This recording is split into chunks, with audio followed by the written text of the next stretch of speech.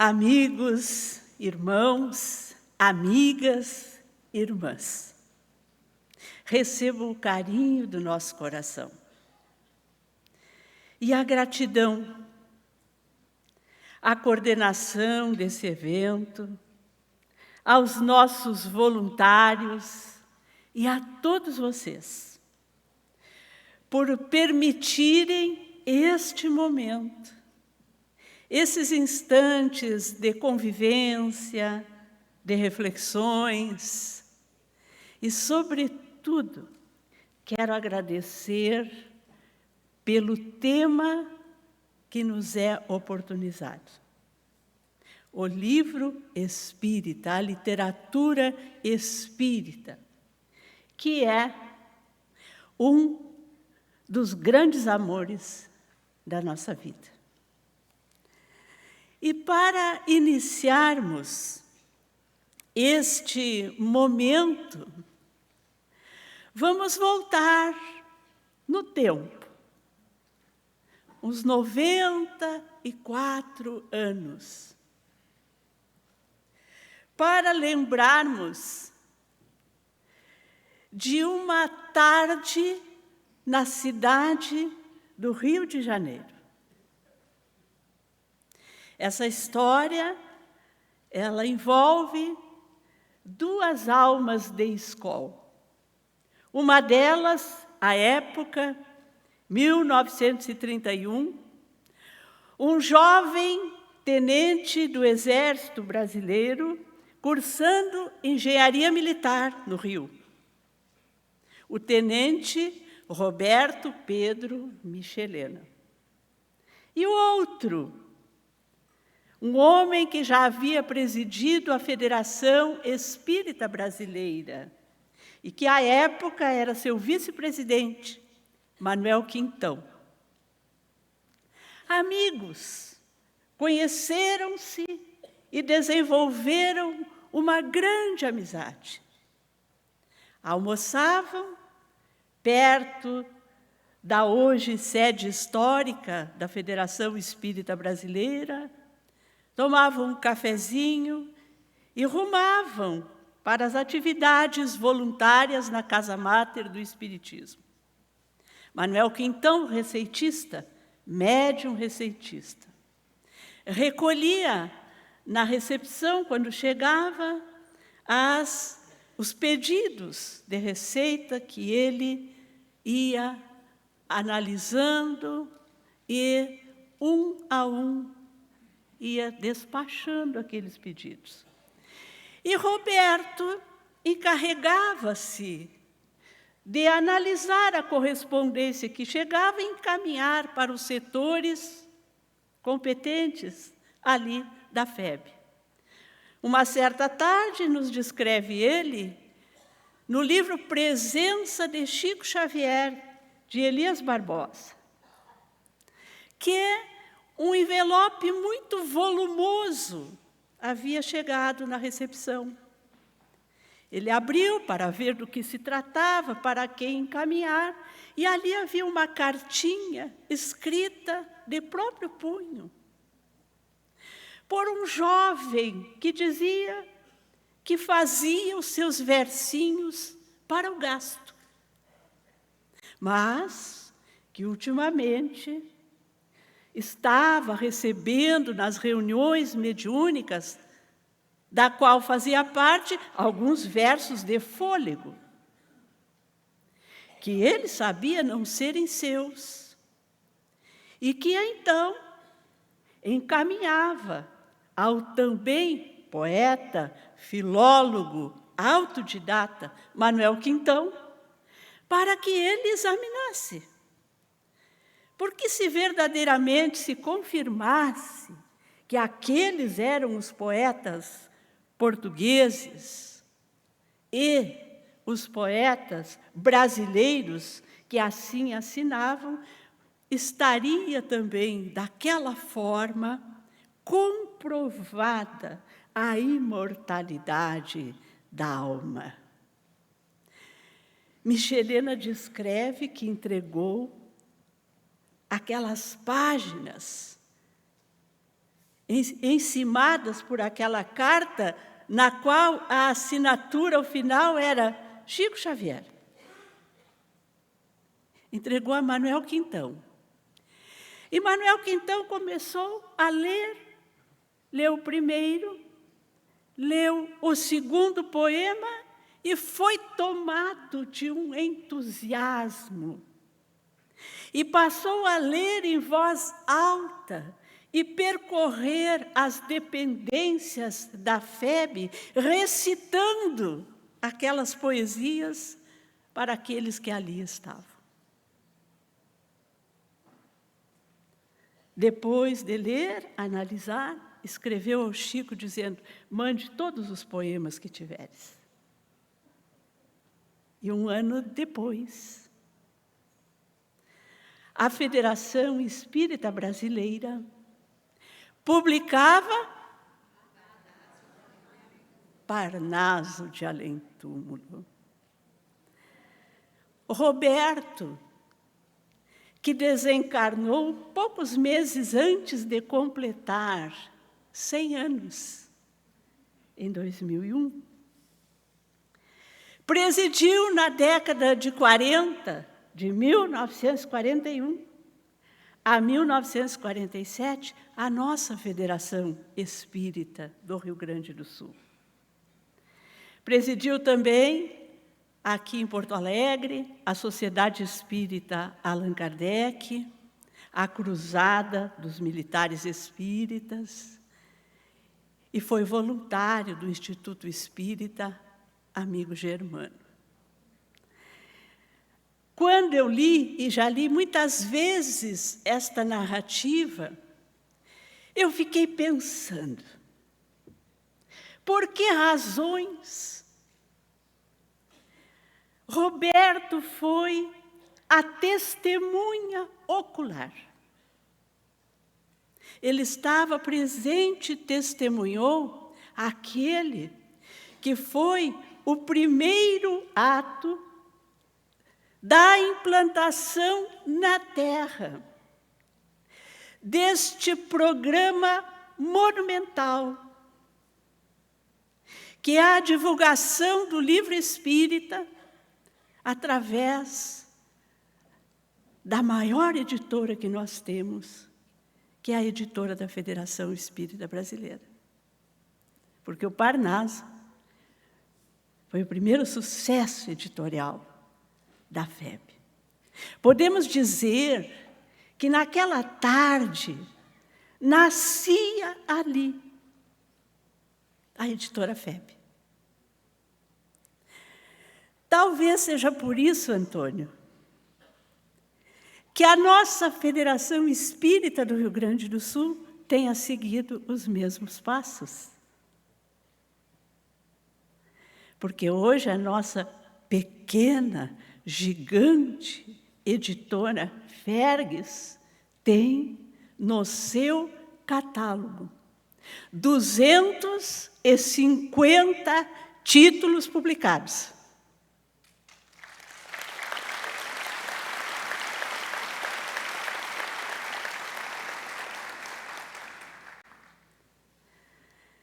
Então, a literatura espírita é uma literatura sui generis, porque ela é composta de textos literários que têm uma mescla muito nobre.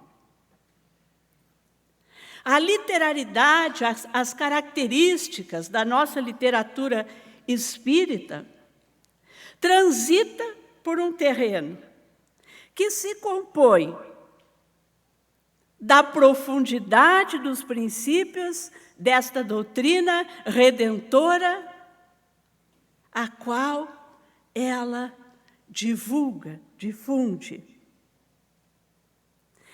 Ela tem nobreza de linguagem. A nossa literatura espírita, ela tem uma característica muito própria, que é utilizar as figuras de linguagem com uma beleza ímpar. Quem não lembra desta obra?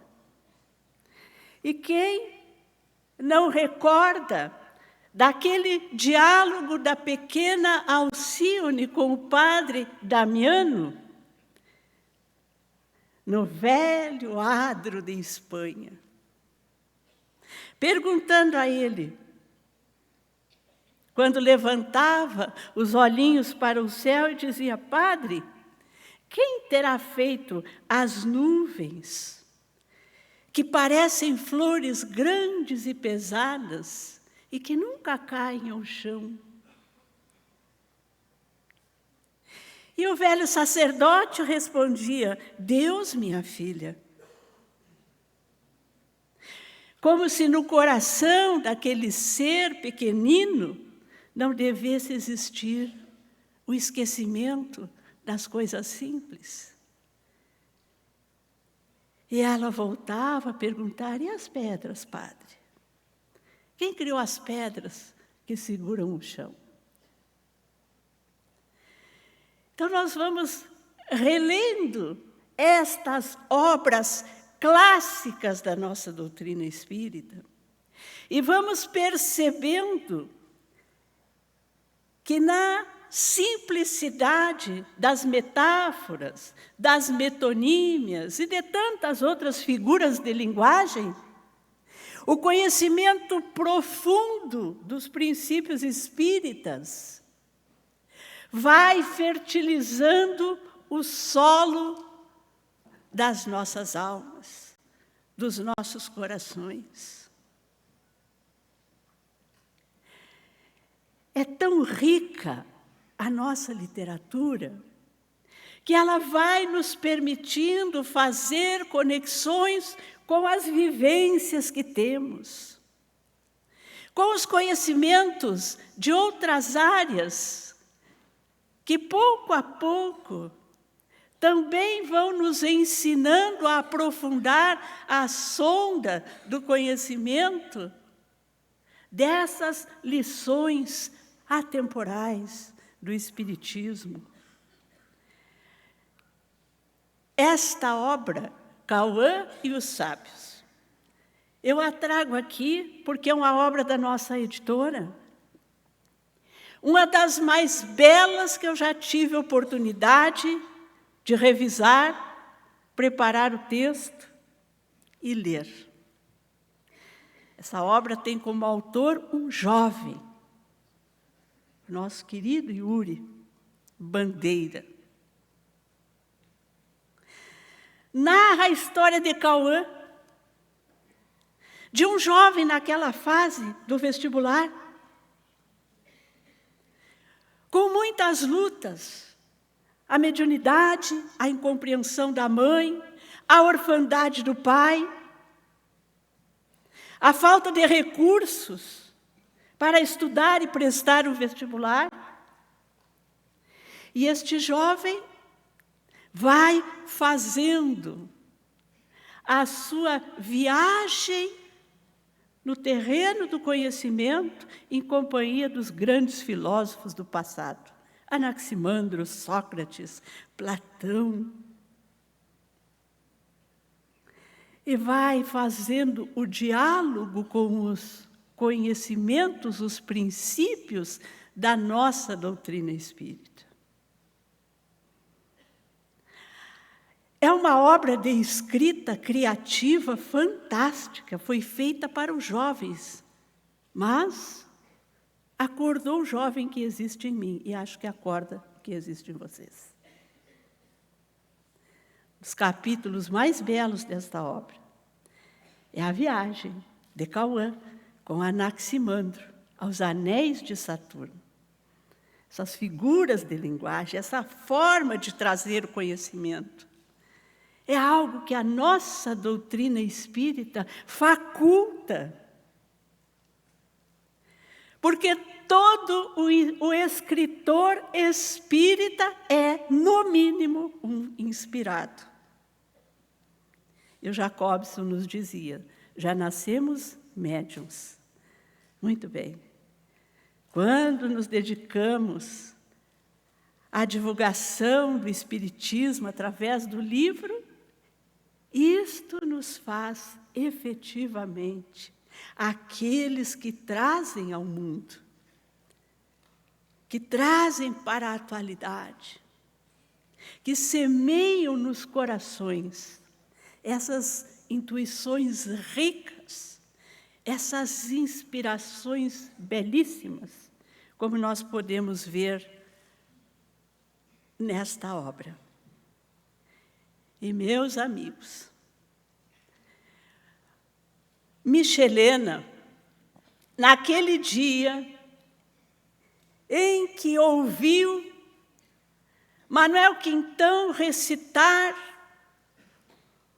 os poemas que iam compor aquela primeira edição do Parnaso de Além-Túmulo, disse que nasceu ali o seu amor pela poesia. Tanto que, a partir daquele momento, ele passou a encerrar todas as suas palestras com alguma poesia. E algumas décadas depois, médium, acordou numa manhã, com aquela voz que lhe dizia, tu precisas escrever poesias. E ele passou a escrever, publicar nos jornais de grande circulação da nossa capital. E é uma obra que também foi publicada na década de 70 e que existe alguns raros exemplares por aí. Eu ganhei um deles, ainda autografado pelo próprio Roberto, para esse amigo que disse, bom, vou passar adiante porque acho que preciso. Credo da Pátria do Evangelho. Foi editada na gráfica do Instituto Espírita Amigo Germano. Então, Roberto tornou-se um poeta. E foi ele que nos convidou a transformarmos em poesia os capítulos do livro Os Mensageiros, do nosso querido Chico. Essa obra tão atual, tão necessária para os nossos dias. Em 2 volumes, há 51 poemas de vários estilos, inspirados, intuídos pelo nosso querido Roberto Michelena.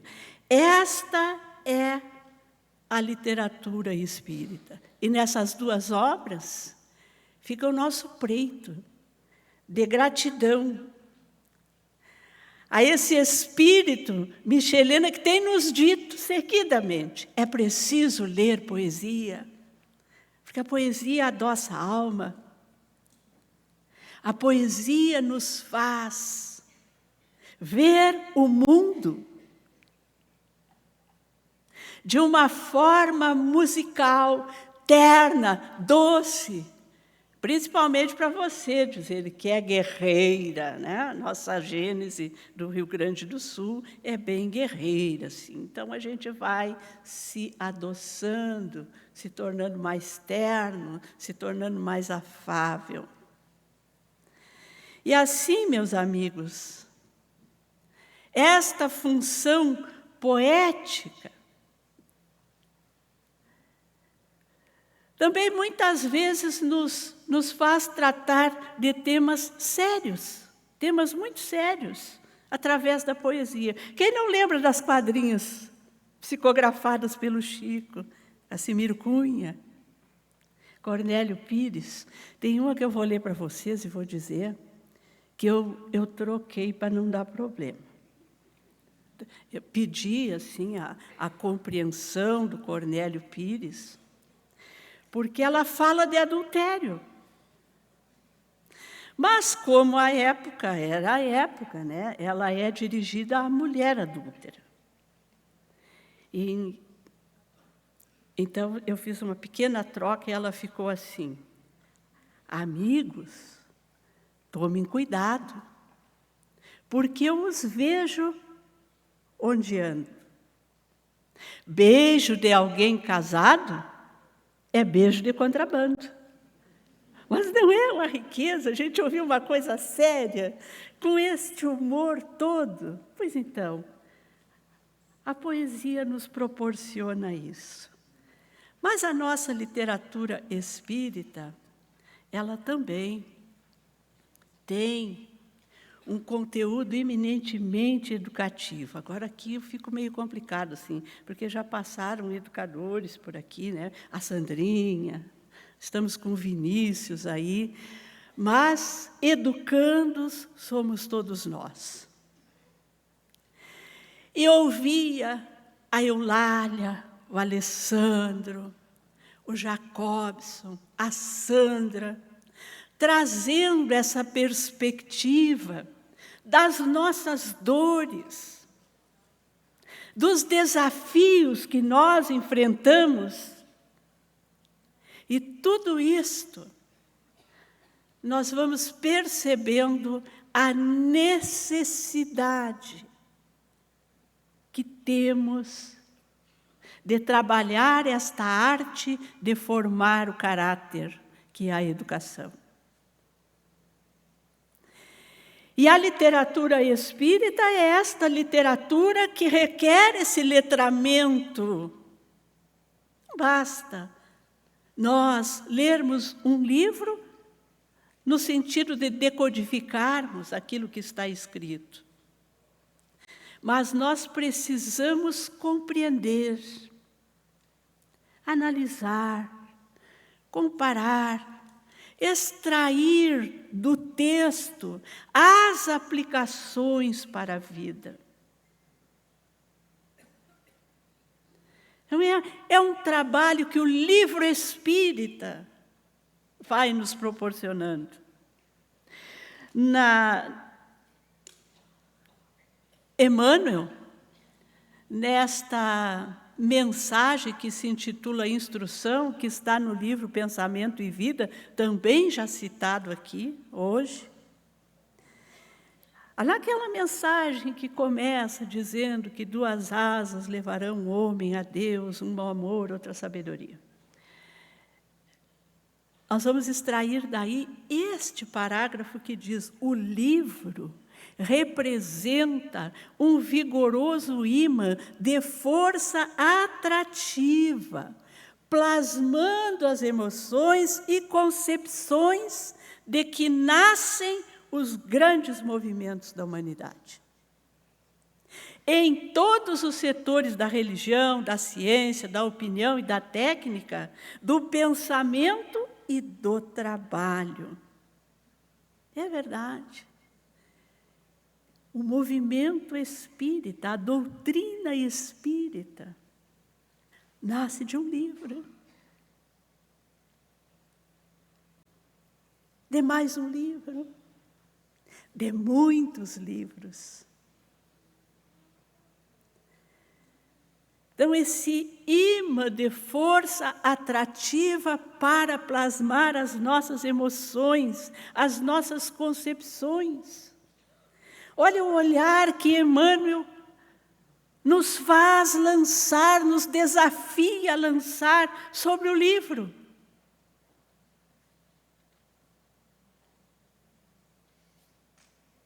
Por esse dínamo de energia criadora, continua ele, encontramos os mais adiantados serviços de telealimentação, porquanto a imensas distâncias, no espaço e no tempo, incorporamos as ideias dos espíritos superiores que passaram por nós há séculos. A necessidade que nós temos de cuidarmos da nossa sintonia. Com quem nós estamos estabelecendo comunhão de pensamentos. O que estamos pensando, o que estamos captando? Porque é isso que o escritor vai colocar no livro. É isto que o leitor vai recolher. É esta telementação É esse processo de influência saudável, educativo, que nós precisamos estabelecer a partir dos nossos esforços como trabalhadores, voluntários, espíritas, para que isso atinja o mundo.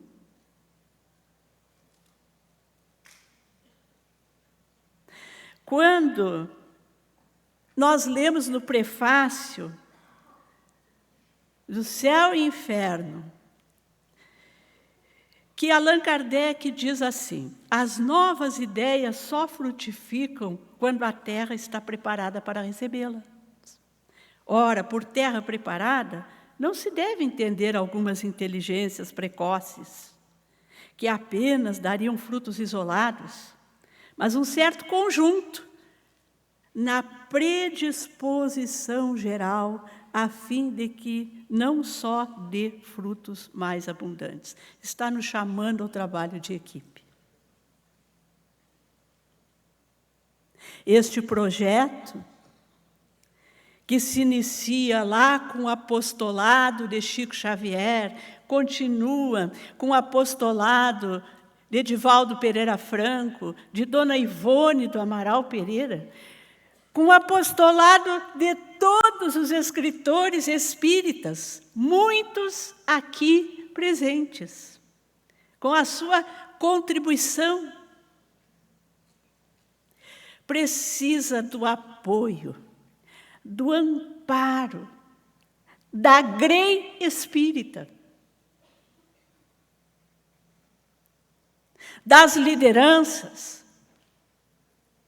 dos trabalhadores. Hoje pela manhã, quando fazíamos um bate-papo na sala, ali no estúdio, nós dizíamos, pedíamos, rogávamos, dirijam-se à livraria, falem com os autores. Não é uma questão de adquirir o livro, meus amigos, é uma questão de amparar o esforço de divulgação da doutrina espírita através do livro.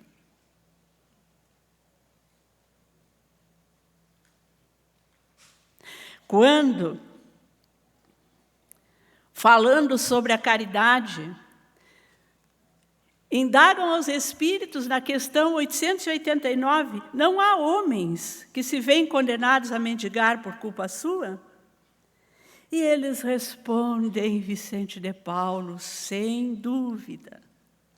Mas, se uma boa educação moral lhes houver ensinado a praticar a lei de Deus, não teriam caído nos excessos causadores da sua perdição. Disso, sobretudo, é que depende a melhoria do vosso planeta. E ele não está falando somente na caridade material, mas, sobretudo, na caridade moral que o livro espírita proporciona. Porque, a partir da leitura desta literatura altamente transgressora, o que é? A literatura espírita é transgressora? Sim. Ela é transgressora da normose.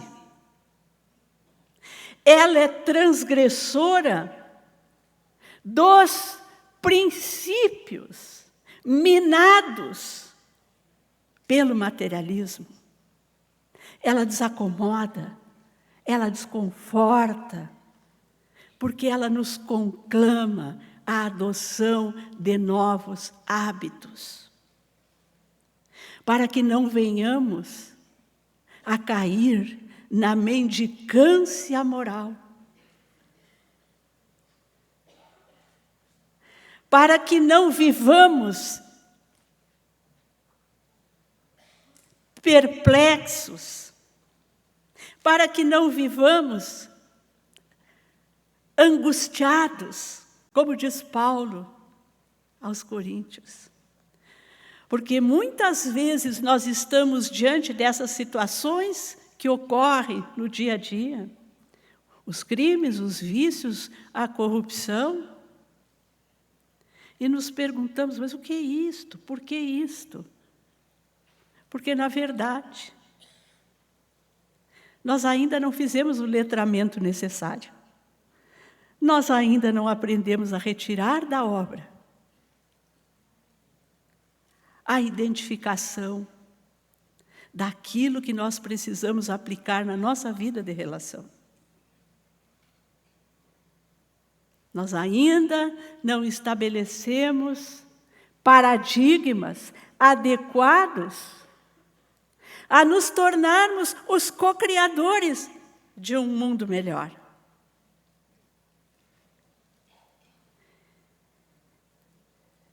Diz a nossa doutrina espírita que a inteligência é rica de méritos para o futuro. E o que vai trazer esses méritos à inteligência, senão esta literatura transgressora do mesmismo, da zona de conforto, das viciações inferiores. Então, amigos, agora vamos conversar de perto. Eu diria olho no olho. Não posso vê-los daqui. Mas sintam-se. Sintam a proximidade desse diálogo. Sem nenhuma imposição. Mas é como se estivéssemos numa roda de chimarrão, falando, tete a tete, face a face. Vamos falar sobre o leitor espírita. Vou fazer-lhes uma pergunta. Quem aqui leu um livro inteiro nos últimos 3 meses? Levante a mão, por favor. E que maravilha! Quem leu 2? Não vou abusar de vocês, né?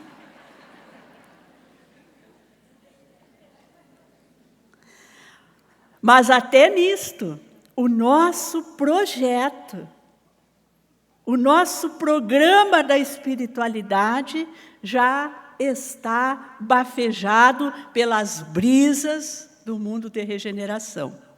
Porque a última pesquisa sobre livros, não sobre livro espírita, sobre livros,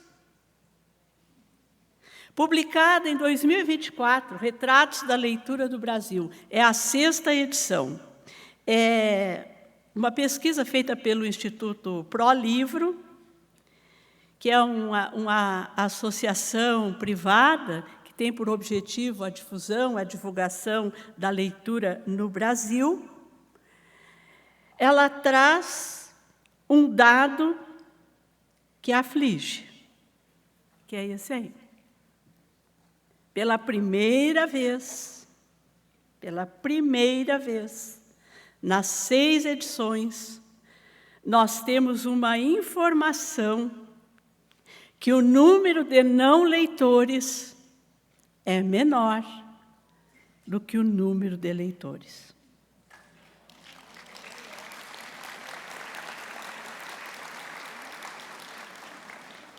Isso é muito triste. É muito triste. Porque nós sempre superamos o número de leitores, mais de 50%. 2024 traz um dado que aflige. Sobre o livro espírita, nós pesquisamos muito pouco. Nós não conhecemos a nossa realidade sobre o livro espírita. Não há pesquisa organizada. A última que encontramos foi essa divulgada em 2019, feita por 2 professoras da UNB. Uma pesquisa de largo espectro, porque ela enviou mais de 15 mil questionários. Então, é uma amostra considerável. E nós fizemos uma pequena comparação entre a 6ª edição da Retratos e a edição única de 2019 desta pesquisa intitulada Quem lê livros espíritas. É majoritário o número de leitores espíritas que tem nível superior. E na pesquisa Retratos também isso se comprova, se confirma. As mulheres leem mais do que os homens. Embora isso, na pesquisa Retratos, esteja diminuindo, aproximando-se, mas o público feminino ainda é o maior público de leitoras. A faixa etária, tanto na Retratos, mostra essa faixa entre 30 a 69 anos, e no público espírita, 41 a 60. A renda familiar dos leitores, majoritariamente acima dos 5 salários mínimos. Isso também se comprova na pesquisa com relação aos espíritas. E a etnia, apenas a pesquisa sobre livros espíritas traz que, majoritariamente, os leitores espíritas são da etnia branca. Muito bem. Mais alguns dados, assim. No Retratos da Leitura, nós vamos encontrar a lista dos livros mais lidos. A Bíblia, como sempre, em todas as edições, é o livro mais lido no Brasil. Depois vem os contos, os romances, os livros religiosos como um todo, a poesia, os livros didáticos e os infantis, nesta ordem. Alguns escritores espíritas que aparecem na edição do Retratos da Leitura: Allan Kardec, Chico Xavier e Azíbia Gasparetto. É muito lembrado. O formato do livro, do último livro lido, Retratos da Leitura, em papel 83%, digital 16%. A pesquisa sobre leitores espíritas, ela não faz essa diferenciação, mas ela coloca que os espíritas, 93% leem livro de papel. E quando perguntados na pesquisa Retratos da Leitura no Brasil, que formato você prefere ler? 57% prefere ler em papel, 22% digital e tanto faz, 21%. Por que eu estou trazendo isso? Porque eu queria saber quem é o nosso leitor espírita. Na cadeia do livro, esta foto que eu printei aí é daquele material que nós utilizamos, que a nossa área do livro estuda, que os nossos centros espíritas fazem treinamento, que é o livro espírita e a sustentabilidade do movimento espírita. E aí tem a cadeia do livro. E eu fiquei olhando essa figura do leitor e fiquei pensando, nossa, é assim que a gente vê o nosso leitor. A gente não sabe o rosto dele. Ele é alguma coisa quase abstrata ali, né? E mais, isso reflete o nosso entendimento. Eu fiz parte da comissão que elaborou esse documento, né? Ele já tem alguns anos. E eu fiquei vendo, o leitor só tem comunicação com as plataformas digitais, vocês estão vendo as setas aí, e com os livreiros. Mas ele só tem comunicação, e está bem escrito ali, para acessar as obras. Nós não temos nenhum mecanismo de escuta do nosso leitor. A gente não sabe do que ele gosta, a gente não sabe o que ele precisa. Precisamos pensar nisso, porque Allan Kardec, quando publica o primeiro tomo da Revista Espírita, ele coloca ali toda a metodologia para a gente fazer publicações, e nós não estamos atentando para isso. Ele diz que o exame raciocinado dos fatos e das consequências delas decorrentes é, pois, um complemento sem o qual a nossa publicação seria de medíocre utilidade e apenas ofereceria um interesse secundário a quem reflete e quer dar-se conta do que vê. Contudo, diz ele, como nosso objetivo é chegar à verdade, acolheremos todas as observações que nos forem dirigidas. E tanto quanto permitir o estado dos conhecimentos adquiridos, procuraremos resolver as dúvidas, esclarecer os pontos ainda obscuros.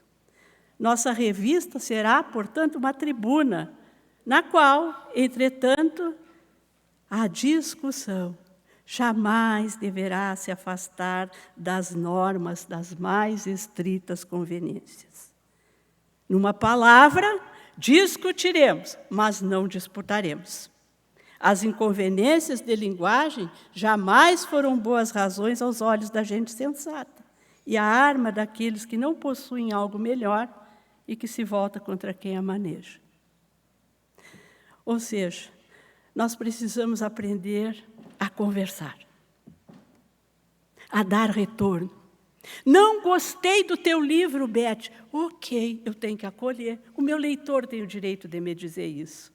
Mas ele precisa me dizer por quê? Porque às vezes o argumento dele é algo que me enriquece. Às vezes é um pedido de socorro. Escreva sobre isto. As editoras espíritas não encomendam obras para os seus autores. Por quê? Porque a gente não sabe o que o público quer ler. A gente supõe, é diferente. E, às vezes, quando a gente recebe, porque há leitores bons, né, Janete? E que te mandam devolutiva. Mas não é a devolutiva do ai, que livro lindo, que maravilhoso. Não é essa a devolutiva que me faz crescer. A que me faz crescer é, olha, eu acho que esse livro tem algum problema aqui. Vamos conversar sobre isso? Pode ser que seja uma visão particular, mas pode ser que seja alguma coisa que nos impulsione. Então, volto a dizer, não vamos para a fila dos autógrafos apenas para pegar o autógrafo, vamos conversar com os autores. É o único canal que nós temos hoje, os eventos. Chega e pergunte, por que tu acha que eu tenho que ler esse livro? O autor vai te dizer, vai te dar o parecer dele. Manda pelo WhatsApp, posta na rede social, quando a gente publica, olha, li, não li, por que eu tenho que ler? Do que trata? Vá na livraria, afague o livro, converse com o colaborador que está lá, leia a quarta capa, leia a orelha, folheie. Não é comprar livro, meus amigos. Nós precisamos nos inserir, nós, os leitores, verdadeiramente nesse projeto de difusão da doutrina espírita. Cada um de vocês é um advogado da leitura espírita. Cada leitor é um divulgador. Mas, para isso, é preciso amar essa literatura. Na Flip, do Rio de Janeiro, fizeram uma pesquisa de Paraty. Foram de casa em casa, porque ali eles vivem mergulhados nesse evento internacional, que é a Flip. Entrevistaram nas ruas o que é preciso para divulgar a leitura, para formar leitores. E a resposta majoritária foi essa: é preciso ter sentimento pelo livro. Vamos amar a nossa literatura espírita, amigos? Vamos!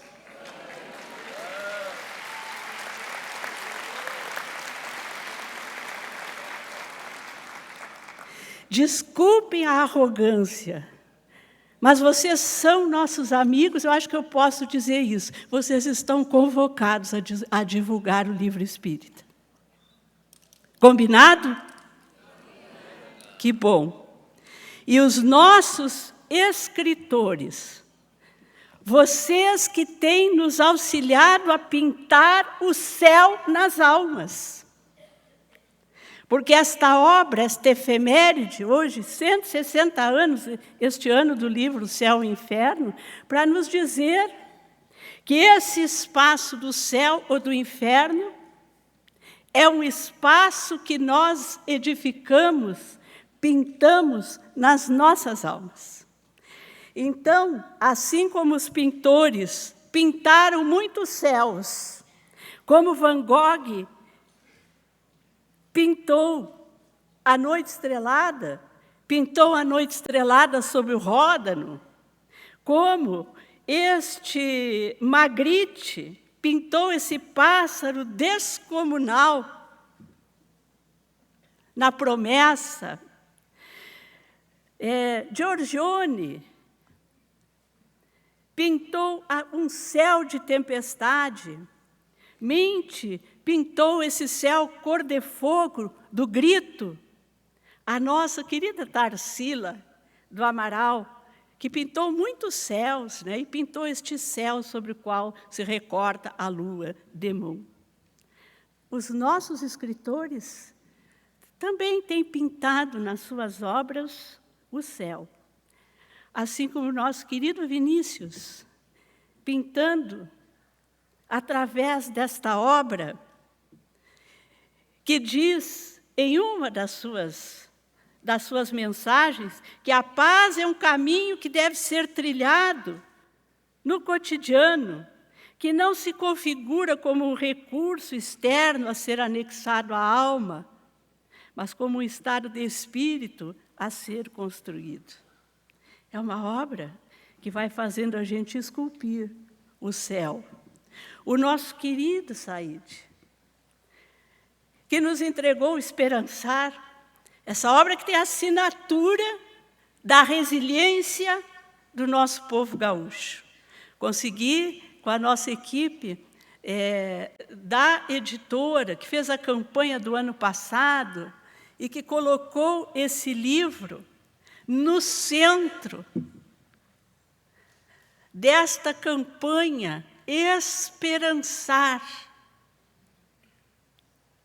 É o Said que nos diz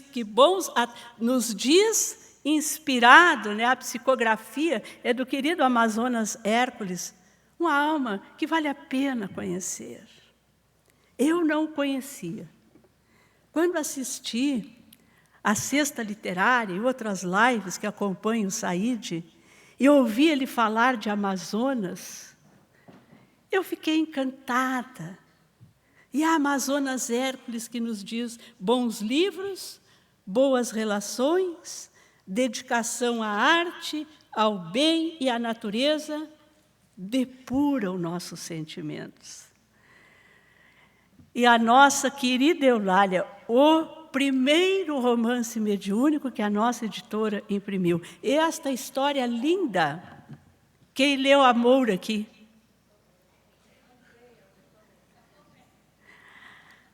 O romance de Rodrigo e Esther, no Alcázar. E eu quero dizer para a Eulália, não sei se ela está me ouvindo ou não, senão vocês contem para ela, que como sua leitora, eu tenho me debruçado, Eulália, na janela do tempo, olhando o horizonte e esperando ver surgir a continuidade da história de amor de Esther e Rodrigo, que, segundo você nos disse, continuou em terras americanas. Eu espero que um dia, talvez num pôr de sol, surja a continuidade da história da Moura. Perguntas que Jesus nos fez, a argúcia da nossa Sandra, o seu conhecimento, trazendo as perguntas de Jesus, analisando, falando sobre educação, pintando o céu das nossas crianças no poder da gentileza, o poder do respeito, o poder das palavras.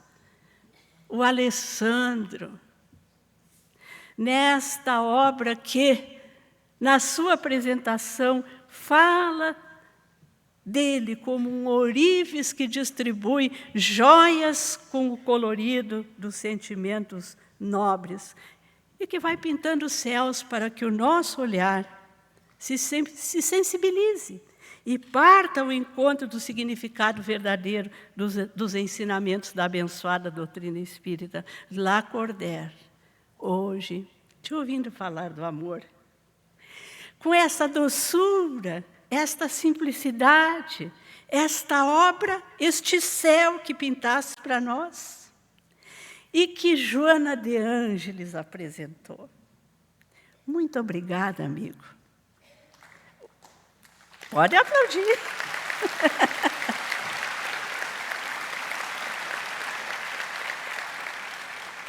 E também o nosso palestrante de hoje de manhã, que escreveu esta obra, e ele coloca que quem pode dizer que se faz algo sozinho?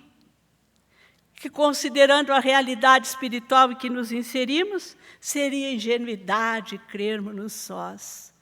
Pois esta obra de estudo é uma obra psicográfica que vai fazendo também se desenhar o nosso céu interior.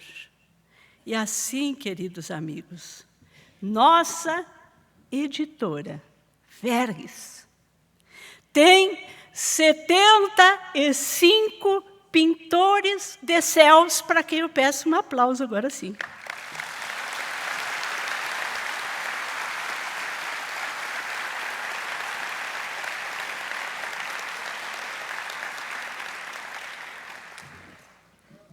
Por isso, como diria Castro Alves, na impaciência dessa sede de saber, como as almas do deserto, como as aves do deserto, as almas buscam beber. Ó bendito, o que semeia livros, livros a mãos cheias, e manda o povo pensar. O livro caindo na alma é germe que faz a palma, é chuva que faz o mar.